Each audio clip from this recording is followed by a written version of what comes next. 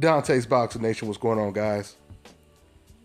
So as expected, as predicted, ever since Gennady Golovkin's performance against Kell Brook this past weekend, everyone is aggressively calling out Gennady Golovkin. Everybody wants to be the first person to crack the Gennady Golovkin code.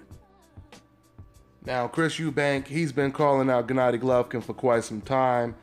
As you guys know by now, Chris Eubank, he was in negotiations to get this fight that we just seen this past weekend with Gennady Golovkin against Kell Brook. But for whatever reason, the fight didn't come to fruition. A lot of people are speculating it had a lot to do with Chris Eubank's father, because he's very tough when it comes to the negotiation table. But I believe after them seeing how close Golovkin came to possibly losing to a welterweight, now they can't wait to get in the ring with Gennady Golovkin. You guys seen the video I just dropped. Billy Joe Saunders, he's been calling out Golovkin aggressively. And once again, all of these fighters are basically in line right now. So Chris Eubank, he had a couple things to say to Gennady Golovkin, and he talked about Kell Brook basically, or Kell Brook's team, throwing in the towel. This is what Chris Eubank had to say about Kell Brook and Gennady Golovkin. In my opinion, it is nobody's job but the referee to stop the fight. I have never been taught to rely on my corner to take me out of a fight, to take me out of a sticky situation. This is boxing. In boxing, you fight to the end.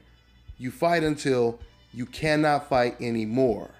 My father has been in way more situations than Kell Brook was in, and his corner never pulled him out. And he never tried to find a way out. He stayed there, stood his ground. This is what Chris Eubank told Talk Sport. Now, I agree with Chris Eubank to a certain extent, but at the same time, I can't really judge Kell Brook for moving up 2 weight classes, facing one of the hardest punchers in all of boxing, and getting his eye socket broke and considering quitting. Or even if your corner stops the fight, I'm not going to be too hard on Team Kell Brook for that right there. But going back to Chris Eubank, I just told you guys in the last video I just dropped, it'll be really interesting to see who Golovkin faces next. For the very first time, Golovkin, he has almost every single fighter that he's been calling out available now, except for Canelo. And I won't even be surprised if Canelo all of a sudden pops out of nowhere and jumps on board and says he wants Gennady Golovkin next, after watching Gennady Golovkin look very vulnerable in this fight this past weekend. But going back to Chris Eubank, you know, I told you guys before, and I'm gonna keep telling you this, Gennady Golovkin is a sucker for an uppercut.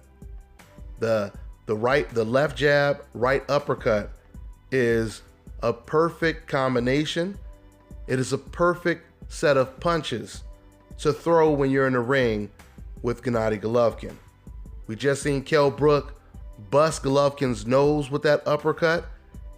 And when it comes to Chris Eubank, that is one of his favorite punches, is the uppercut. You know, a lot of people didn't expect Kell Brook to be able to tie up the much bigger, the much stronger Gennady Golovkin.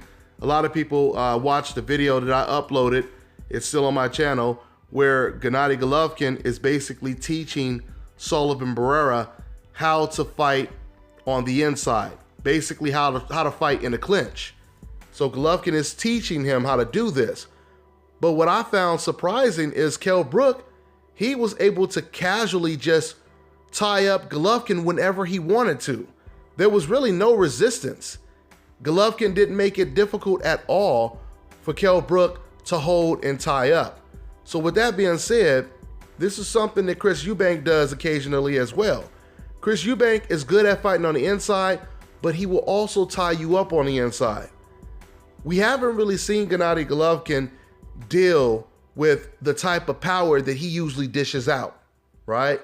I would say on a scale of 1 to 10, we would all speculate that Golovkin's power is probably a 9 or maybe even a 10, right?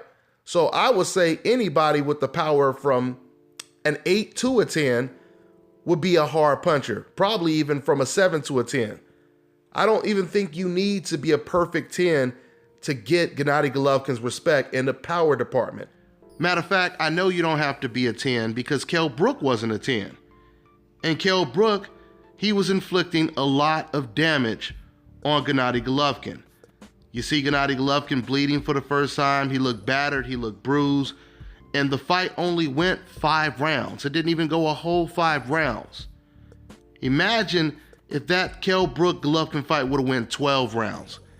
Can you imagine how Golovkin's face would have looked? I mean, I would expect Kell Brook's face to look beat up because he's a welterweight fighting the hardest punching middleweight in the world right now, right? So things will be totally different when it comes to Chris Eubank. Because see, when it comes to this fight against Kell Brook, just like Oscar De La Hoya said, when it comes to Golovkin, Golovkin has to beat you with his power, okay? He can't beat you moving side to side. He can't beat you backing up. He has to beat you with his power. That's exactly what he did with Kell Brook. Matter of fact, Carl Froch said the same thing after. So the reason why a Chris Eubank fight would be a lot different compared to the Kell Brook fight is because Golovkin will be in there with a natural middleweight. He'll be in there with a guy that can crack damn near as good as Golovkin can crack. He'll be in there with a guy that will most likely have a 100% health bar when it comes to my Street Fighter analogy. I just told you guys before this video, and well, in a couple videos, that when it came to Kell Brook, he went in a fight with a handicap. So it was a handicap bout, right? Kell Brook was going into the fight with like a 20% health bar, while Gennady Golovkin, the natural middleweight, had a 100% health bar. So that means that while Kell Brook could only make like 2 or 3 mistakes, Golovkin could make like 10 or 15 mistakes. That won't be the case when Golovkin gets in the ring with natural athletic middleweights. Now, don't get the message misconstrued. I'm not trying to tell you that I'm picking Chris Eubank to win the fight. I mean, if the fight comes to fruition, then I'll assess it and break it down. But for now, I'm telling you guys that Chris Eubank would be a hell of a test for Gennady Golovkin right now. But out of Chris Eubank, Danny Jacobs, Canelo Alvarez, I believe Danny Jacobs, he is the most athletic. He is the strongest when it comes to opponents for Golovkin. The only problem with Danny Jacobs is he's been knocked out before. So someone that's been knocked out before, you have to question how his chin is. Believe it or not, some fighters that get knocked out, they become better. They learn from their mistakes, and they're a lot wiser. And then you have the other fighters that become very susceptible to getting knocked out again. We've seen that with a lot of fighters today. So we really don't know. But what I'm telling you is I'm very impressed with how Danny Jacobs annihilated Peter Quillin. And I'm impressed the way he was able to track down or walk down Sergio Mora and knock out a very elusive target. That's not to say that Sergio Mora was this huge world beater that was pound for pound, top 15, one of the best fighters in the world, because he wasn't. But what he was and what he is a very elusive, slippery target. And to be able to knock out someone like that who's never been knocked out before, it was pretty impressive. So I really look forward to seeing once again who Gennady Golovkin is going to pick next.